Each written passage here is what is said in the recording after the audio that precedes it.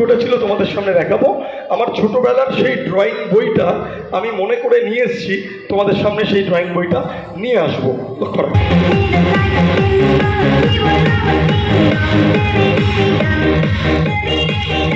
এই হচ্ছে সেই ড্রয়িং বই, দেখা যাচ্ছে তো? Yes or no? প্রথম কম্পিটিশনে আমি বাবার হাত ধরে গেছিলাম, হাফ প্যান্ট পরে ছোটবেলায় চলে গেছি, ঠিক আছে? হ্যাঁ, এবং সেখানে সবচেয়ে কম সময়ে সবচেয়ে বেশি ছবি সুন্দরভাবে এঁকে ফার্স্ট হয়েছিলাম। কি কি ছবি এঁকেছিলাম, কিভাবে এঁকেছিলাম, চলো তোমাদের সামনে দেখাই। তার আগে দেখে নিই যে ড্রয়িং বইতে আমার ছোটবেলার কোনো ছবি এখনো আছে কিনা। দেখে, কোনো ছবি নেই, সম্পূর্ণ খালি। I am showing from both sides, একদম খালি, কোনো ছবি নেই। এইবারে সেই কম্পিটিশনে আমি পেন্সিল, ইরেজার আর একটা আউটলাইন দেওয়ার জন্য একটা মার্কার পেন নিয়ে গেছিলাম এবং সবচেয়ে কম সময়ে সবচেয়ে বেশি ছবি এঁকে ফার্স্ট হয়েছিলাম। কিভাবে এঁকেছিলাম? ম্যাজিক করে। কিভাবে ম্যাজিক করেছিলাম চলো তোমাদের সামনে দেখাই। ইনভিজিবলি ছবিগুলো আমি বাইরে আঁকলে সেটা ভেতরে কিভাবে ফুটে উঠবে, চলো।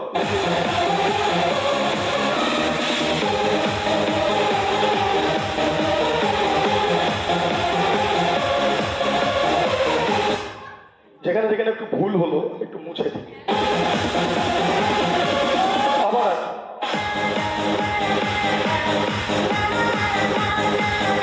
এইবারে অনেক দূর অব্দি দর্শক আছে, পেন্সিল স্কেচ এত দূর থেকে প্রমিনেন্ট বোঝা নাও যেতে পারে, তাই আমি একটু মার্কার পেন দিয়ে একটু আউটলাইন করে দিচ্ছি। দেখো,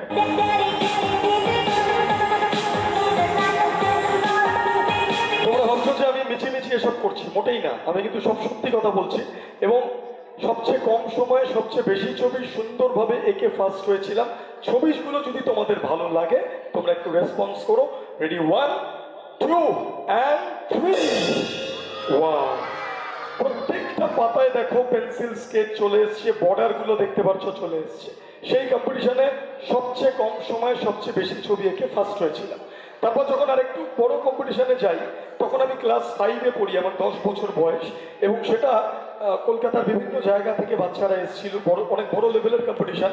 এবং সেখানে শুধু ছবি আঁকলে হবে না, ছবিগুলোকে রং করতে হবে, সুন্দর করে ছবিগুলোকে প্রেজেন্ট করতে হবে। তো সেখানে ছবি আঁকার পরে একটা ঘটনা ঘটেছিল। আমি রং করার জন্য আমার যখন ব্রাশটা নিয়েছিলাম এবং রং রাখার যে প্যালেট সেটা যখন নিয়েছিলাম, নিয়ে যেই রং করতে যাই আমি দেখি রংগুলোই আমি বাড়িতে ফেলে চলে এসেছি। রং ছাড়া তো রং করা সম্ভব না, রং আমি বাড়িতে ভুলে রেখে চলে এসেছি। তা আমি ভাবলাম যে আমি তো ম্যাজিশিয়ান, যদি ম্যাজিক্যালি আমি রংগুলো ধরে আনতে পারি, ক্রিয়েট করতে পারি, তাহলে কেমন হয়। Let me show you. তা আমার কাছে একটা রুমাল ছিল, খুব সাধারণ রুমাল। আমি রুমাল দিয়ে প্যালেটটাকে একটু মুছে দিলাম, লক্ষ্য রাখো। and this is the empty palette as you can see, একদম খালি। এইবারে আমি রং পিক করার চেষ্টা করব। প্রথমে দেখো এখান থেকে নিয়ে নেব লাল রং, এবার এখান থেকে হলুদ, এইবারে চলে আসছে এখান থেকে একটু অরেঞ্জ, এইবার এখান থেকে ব্লু। ঠিক আছে, বিভিন্ন রং আমি ধরার চেষ্টা করছি, এখনো সবুজ রং বাকি এবং আকাশি কালার, এগুলো নিতে হবে আমাকে এখান থেকে। এইবার তোমরা হয়তো ভাবছো আমি এসব মিছিমিছি করছি, না, সত্যি সত্যি আমি রং ধরলাম। রং যদি সত্যি এসে যায় তাহলেই তোমরা হাততালি দিও। Ready, 1 2 and 3। Thank you. দেখো প্যালেটের প্রত্যেকটা ঘরে রং চলে এসছে, কিন্তু এখানে রং এলে তো হবে না, আমাকে তো ছবিগুলোকে তাড়াতাড়ি টাইমের মধ্যে রং করতে হবে। তা চলো আমি রং করার চেষ্টা করব। আমি তার আগে দেখিয়ে দিই একদম ব্ল্যাক অ্যান্ড হোয়াইট সমস্ত ছবি। এইবারে আমি রং করার চেষ্টা করব।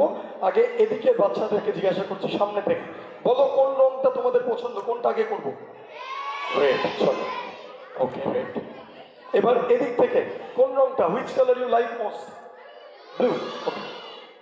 এইবারে পিছনে যারা আছো বাচ্চারা, কোন কালার, হুইচ কালার, কোনটা? রেড হয়ে গেছে, কোন কালার? গ্রিন, চলো। নেক্সট এদিকে যারা পিছনে আছো কোন কালার? ইয়েলো, ইয়েলো, আচ্ছা ঠিক আছে, ইয়েলো, অলরাইট। এবার বাদ বাকি কালারগুলো করি। তাড়াহুড়ো করে হচ্ছে, তাড়াহুড়োতে তো খুব ভালো হয় না, আমি একটু ফাইনাল টাচ আপ করে নিই।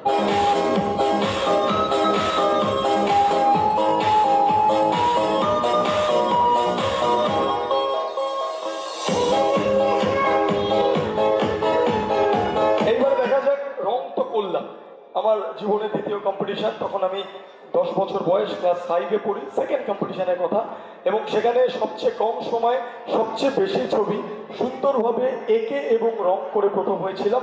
রং যদি তোমাদের ভালো লাগে একটু রেসপন্ড করো। Ready, 1 2 and 3।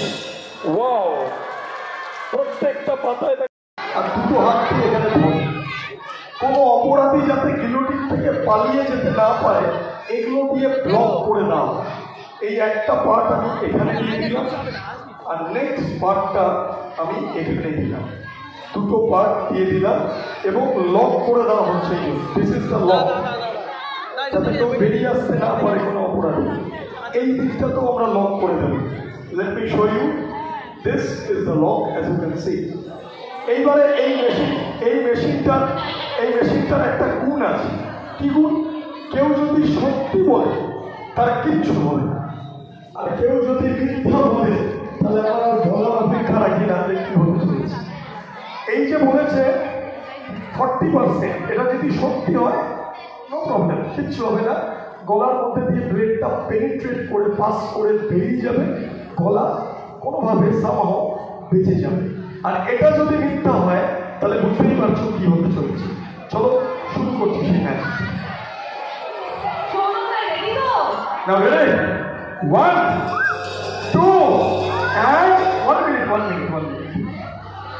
Just a minute. ভারতবর্ষে ফাঁসি দেওয়ার আগে অপরাধীকে জিজ্ঞাসা করা হয় তার কোনো শেষ ইচ্ছা আছে কিনা, তাই তো? কই আখরি খোয়াইশ, সৌরভকেও তো একটা সুযোগ দেওয়া উচিত, হ্যাঁ কিনা? সৌরভ ভাই, তোমার কোনো শেষ ইচ্ছা আছে কিনা? কোনো শেষ ইচ্ছা আছে? আমাকে এখান থেকে বার করে দাও। তাও হয় না, ফাঁসির মঞ্চে গিয়ে বলছো ফাঁসি হবে না। সত্যি বলো তাহলে বেঁচে যাবে, আর মিথ্যা বললে কেটে যাবে। সত্যি করে বলো যে তুমি দিনে কত % সত্যি কথা বলো। 20। এতো শেয়ার বাজারের মতো রেট নেমে যাচ্ছে। ঠিক আছে, আমার সাদা মনে কাদা নেই, আমি এটা সত্যি ধরে শুরু করছি। না, রেডি, 1 2 and এক মিনিট। অনেকক্ষণ ধরে ও আম্পায়ারের মতো দাঁড়িয়ে আছে, ভাবছি ও মরলে মরুক, আমি তো বেঁচে গেছি। ও মরে গেল, গার্লফ্রেন্ডকে নিয়ে চলে যাবো।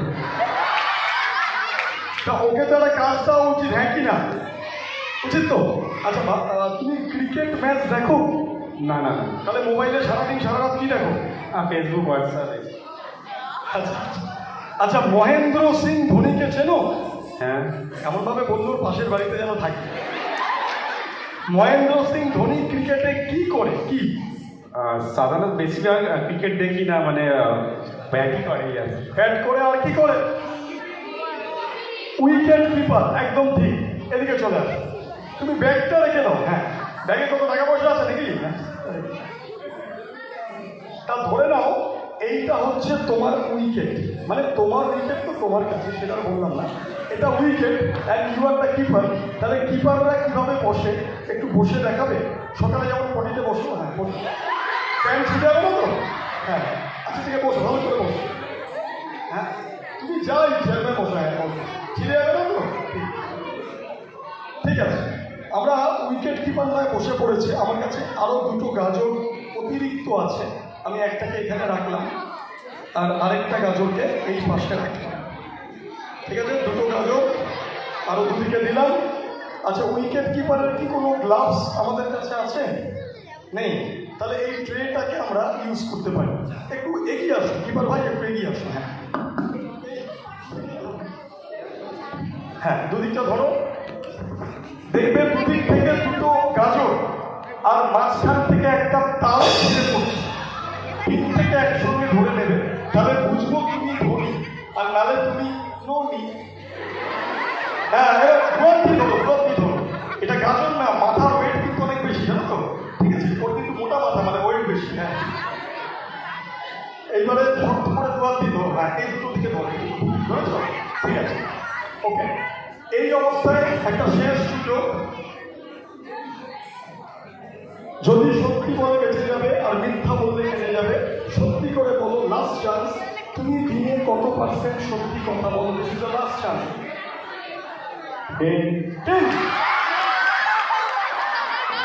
এটা ফাইনাল নাকি এটা এরপরে কিছু? ফাইনাল। আচ্ছা, এটা ফাইনাল। এটা যদি ফাইনাল হয় তাহলে কিচ্ছু হবে না, আর এটা যদি মিথ্যা হয় তাহলে গদ্দার।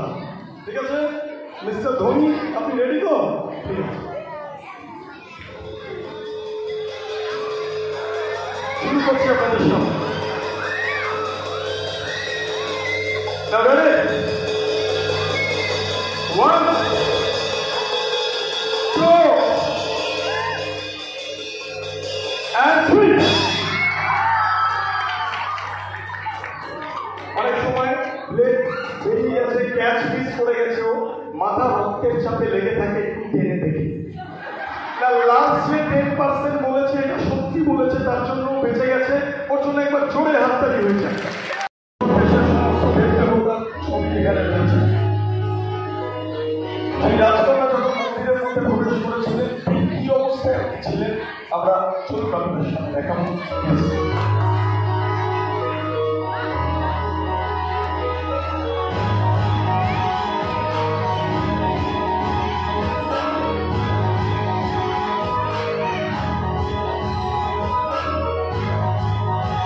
মন্দিরের ভেতরে প্রবেশ করে কিভাবে ঈশ্বর চেতনায়, ঈশ্বর অগাস্টিন নামক দেবতার চেতনায় উনি মগ্ন ছিলেন, আমরা মন্দিরের দরজা খুলে দেখাবো। করা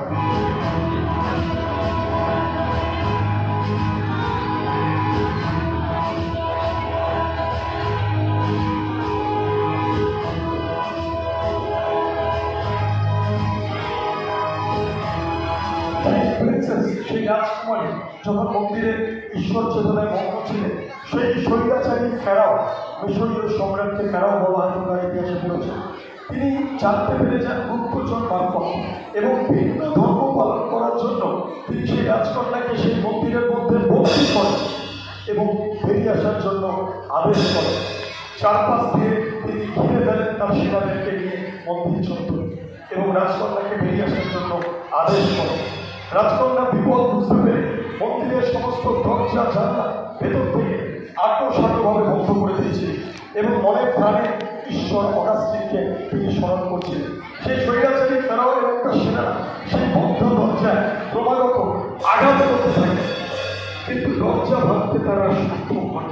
অবশেষে ক্রোধের বসে তিনি তার সেনাদেরকে আদেশ করেন যে মন্দিরের বিভিন্ন ভাঙা অংশ, বিভিন্ন গ্যাপ ঘুরছে দিয়ে একের পর এক তীক্ষ্ণ ধারালো তরোয়াল সমস্ত জায়গা থেকে এফোর্ট করে দেওয়া হয়েছে। অর্থাৎ রাজকুমারীকে মৃত্যুদণ্ড, এই শাস্তি উনি প্রদান করার চেষ্টা করেন শুধুমাত্র ভিন্ন ধর্ম পালন করার জন্য। লক্ষ্য রাখবেন,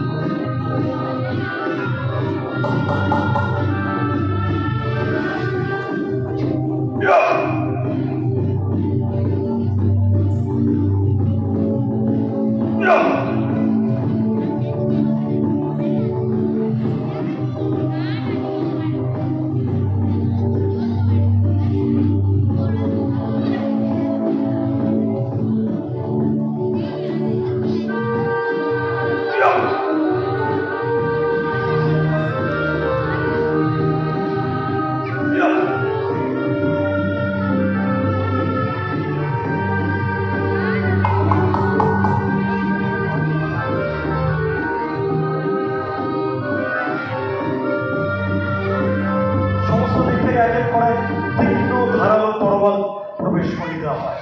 Movement of the temple. Stop. From this side you are watching 1, 2, 3, 4, 5, 6, 7 সাতখানা show. Move the back side. একদম ক্রস করে গেছে show. Move the other side. From here also you can see 1, 2, 3, 4, 5, 6, 7 সাতটা 14টা দল। তবে ঈশ্বরকে যিনি বিশ্বাস করেন, ঈশ্বর তার প্রকৃত ভক্তকে এইভাবে মৃত্যুর মুখে ঠেলে দিতে পারে না। তাই তরোয়াল প্রবেশের অনেক আগেই এই দেখে তারা ভাবেন যে রাজকন্যা কোনো জল চামচের সাহায্যে সেখান থেকে পালিয়ে গেছে বা আত্মগোপন করেছে। এই ভেবে তারা দীর্ঘক্ষণ সেই মন্দির চত্বরে প্রতীক্ষা করে। দীর্ঘ প্রতীক্ষার পর রাত পেরিয়ে ভোর হয়ে যায়, কিন্তু সেই রাজকন্যা আর ফিরে আসে না। তখন তারা নিশ্চিত হন যে রাজকন্যা সত্যি সত্যি বহু দূরে কোথাও চলে গেছে। এই ভেবে ব্যর্থ হয়ে বিফল হয়ে সমস্ত অস্ত্র বার করে নিয়ে পুনরায় তার সেনাদেরকে নিয়ে সে সেখানে প্রস্থান করে। Look at the temple. Now ready? 1, no response. 2, till now we are getting no response. Let's see what happened. And 3. Thank you.